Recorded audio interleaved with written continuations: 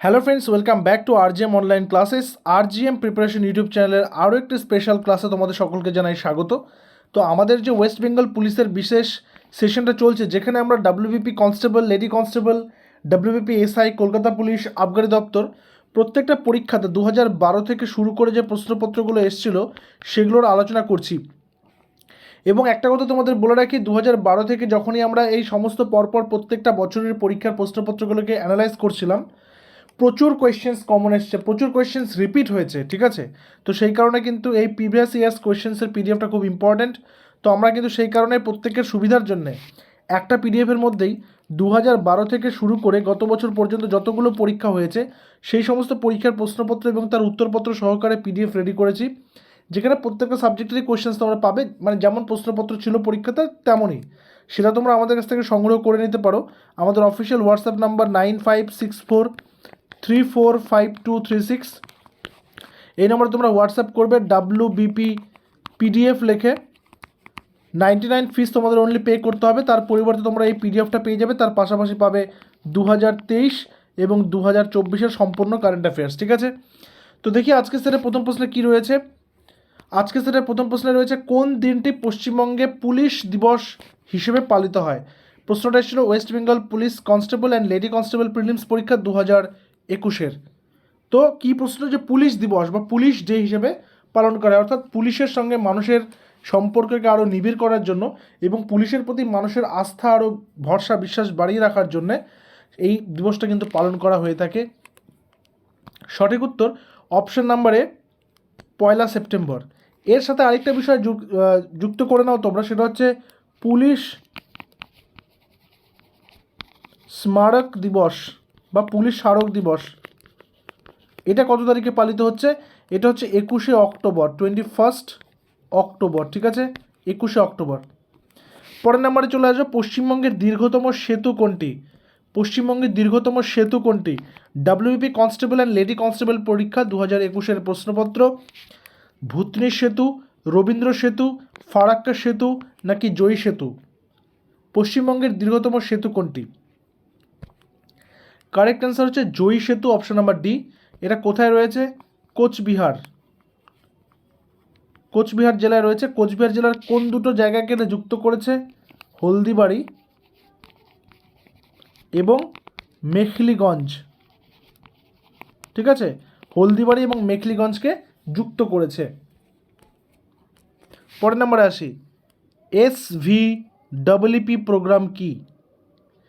SVEEP programme কি? Senior voters encouragement and electoral participation programme, senior voters education and electoral participation programme, systematic voters education and electoral participation programme নাকি systematic voters encouragement and electoral participation programme? সঠিক উত্তর কী হবে?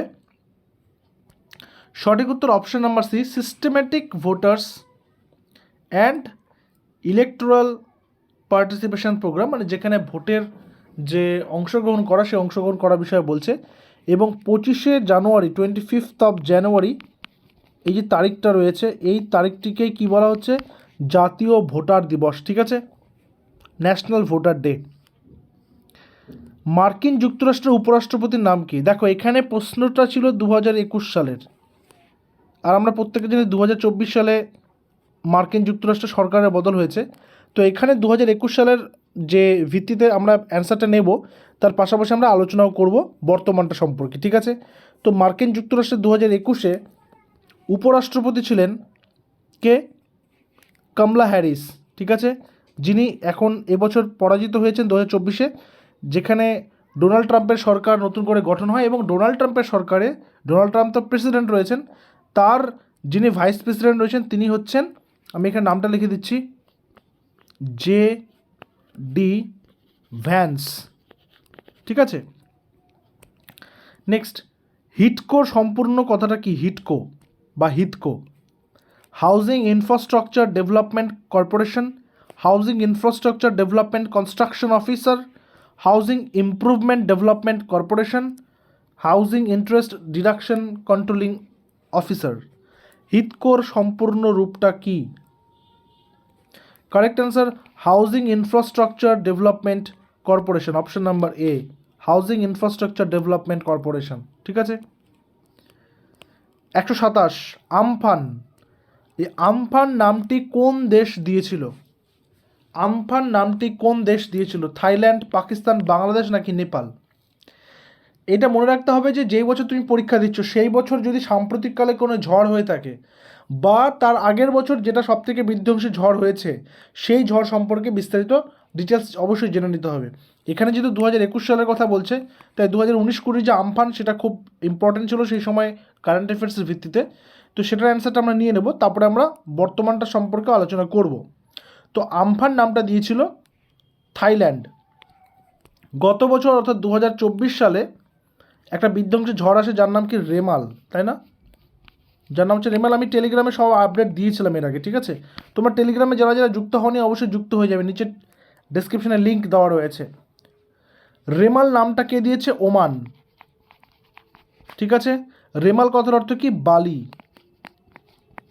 ওকে, next, কোন দেশ রাষ্ট্রসংঘের নিরাপত্তা পরিষদে 2021 সালের আগস্ট মাসের সভাপতি রূপে নির্বাচিত হয়েছে?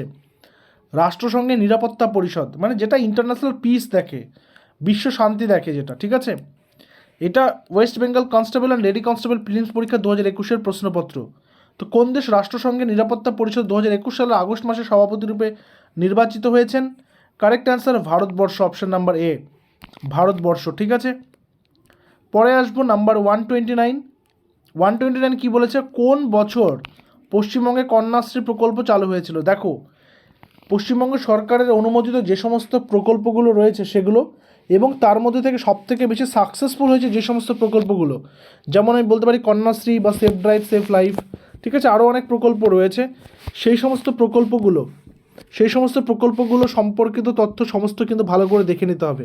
প্রকল্প থেকে প্রশ্ন আসবে, WBCS পরীক্ষাতেও এই প্রকল্প থেকে প্রচুর প্রশ্ন দিয়ে দেয় কখনো কখনো। ঠিক আছে, তো এটা কোন বছর কন্যাশ্রী প্রকল্পটা চালু হয়েছিল? অবশ্যই মমতা ব্যানার্জি মুখ্যমন্ত্রী হওয়ার পর তার টেনিওরের মধ্যেই হয়েছিল, তাই না? তাহলে এখানে সঠিক উত্তর 2013। 2013 তারিখটা ছিল 8ই মার্চ। ঠিক আছে, next, Joseph Robinette Biden junior বা জো বাইডেন যাকে আমরা বলে থাকি, যাকে আমরা কি বলবো? জো বাইডেন, আমেরিকা যুক্তরাষ্ট্রের 46তম রাষ্ট্রপতি ছিলেন তিনি, মানে ফর্মার প্রেসিডেন্ট ছিলেন। এর আগের যিনি প্রেসিডেন্ট ছিলেন তিনি হচ্ছেন জো বাইডেন, তাই তো? তিনি কোন দলের প্রতিনিধিত্ব করেছেন? Republican Party, Labour Party, Democratic Party নাকি Nationalist Party? Joe Biden, correct answer Democratic Party, option number C. আচ্ছা, বর্তমান কে রয়েছেন? 47th প্রেসিডেন্ট ডোনাল্ড ট্রাম্প, তাই না? তিনি কোন দলের? ডোনাল্ড ট্রাম্প কোন দলের? রিপাবলিকান পার্টির। তাহলে যে দুটো মুখ্য দল, একটা ডেমোক্রেটিক একটা রিপাবলিক, এবার রিপাবলিক পার্টির সরকার হয়েছে, আগেরবার ডেমোক্রেটিক পার্টির সরকার হয়েছিল, তাই না? আচ্ছা, ডোনাল্ড ট্রাম্প কিন্তু বর্তমানে একটা গোল্ডেন ভিসার ব্যবস্থা করেছে, যেটা রিসেন্ট কারেন্ট অ্যাফেয়ার্সের তথ্য রয়েছে, যেহেতু ডোনাল্ড ট্রাম্পের কথা বলছি। তো সেখানে $5 মিলিয়ন, $5 মিলিয়ন দিয়ে কিন্তু, অর্থাৎ $5 মিলিয়ন আমেরিকাতে, ইউএসএতে, ইউনাইটেড স্টেটস অফ আমেরিকাতে কী করতে হবে? নিবেশ করতে হবে সেখানে, এবং তার পাশাপাশি কিন্তু ইউনাইটেড স্টেটস অফ আমেরিকার পাকাপাকি সিটিজেনশিপ দিয়ে দেওয়া হবে। ঠিক আছে, অর্থাৎ এটা গোটা পৃথিবীর সমস্ত যারা মিলেনিয়ার রয়েছে তাদের জন্য কিন্তু এই অফারটা তিনি রিসেন্টলি একটা খবরে, একটা নিউজে দিয়েছেন, এবং সেই সম্পর্কিত তথ্যটা যেহেতু ছিল তাই তোমাদেরকে জানিয়ে রাখলাম। নেক্সট কোশ্চেন কী রয়েছে? মার্চ 2012 সালে বৈজ্ঞানিক গবেষণার জন্য ভারত আন্টার্কটিকায়, আচ্ছা, যে স্টেশনটি বানিয়েছে, দেখো ভারত বর্তমানে আন্টার্কটিকায় মোট 3টা স্টেশন করেছে, ভারতী, মৈত্রী, দক্ষিণ গঙ্গোত্রী, তিনটাই ভারতের করা আন্টার্কটিকাতে। এবং অন্যান্য যে শক্তিশালী দেশগুলো রয়েছে যারা প্রযুক্তিগত দিক থেকে অনেক উন্নত, তারাও আন্টার্কটিকাতে নিজেদের গবেষণা কেন্দ্র তৈরি করেছেন। তো ভারতবর্ষ যে 3টা করেছে তার মধ্যে থেকে বলতে হবে 2012 সালের মার্চে কোনটা করা হয়েছে? কারেক্ট অ্যান্সার হচ্ছে ভারতী, অপশন নাম্বার বি। যদি বলি মৈত্রী কবে হয়েছে? মৈত্রী হচ্ছে 1988-এ। যদি বলি দক্ষিণ গঙ্গোত্রী কবে হয়েছে, তাহলে সেটা হচ্ছে 1983-84। ঠিক আছে, 83 বা 84-এ রয়েছে। আচ্ছা, মৈত্রী নামে কিন্তু একটা মৈত্রী এক্সপ্রেস রয়েছে, সেটা হচ্ছে ভারত বাংলাদেশের সীমানায় যোগাযোগের জন্য মৈত্রী এক্সপ্রেস। তো দুটো বিষয় কিন্তু আলাদা এখানে, ঠিক আছে? আচ্ছা, চোখের বদলে চোখ, চোখের বদলে চোখ নিলে সারা পৃথিবী অন্ধ হয়ে যাবে, এই যুক্তিটি বা যুক্তিটি কে দিয়েছিলেন? Martin Luther King, Mahatma Gandhi, Nelson Mandela, Karl Marx. কে বলেছিলেন চোখের বদলে চোখ নিলে গোটা পৃথিবী অন্ধ হয়ে যাবে? Correct answer M K Gandhi বা মোহনদাস করমচাঁদ গান্ধী। যেহেতু এম কে গান্ধী সম্পর্কিত প্রশ্ন আসলোই, তাই আজকে তোমাদের হোম টাস্কটাও এম কে গান্ধী সম্পর্কেও রয়েছে। এম কে গান্ধী কবে ভারতে ফেরত আসেন, কবে ভারতে আসেন, কত খ্রিস্টাব্দে ভারতে আসেন? ঠিক আছে, আফ্রিকাতে তিনি চলে গেছিলেন কি না, তারপর তিনি ভারতে কবে এসেছিলেন, এটা তোমরা নিচে কমেন্ট সেকশনে জানাবে, এটা তোমাদের হোম টাস্ক।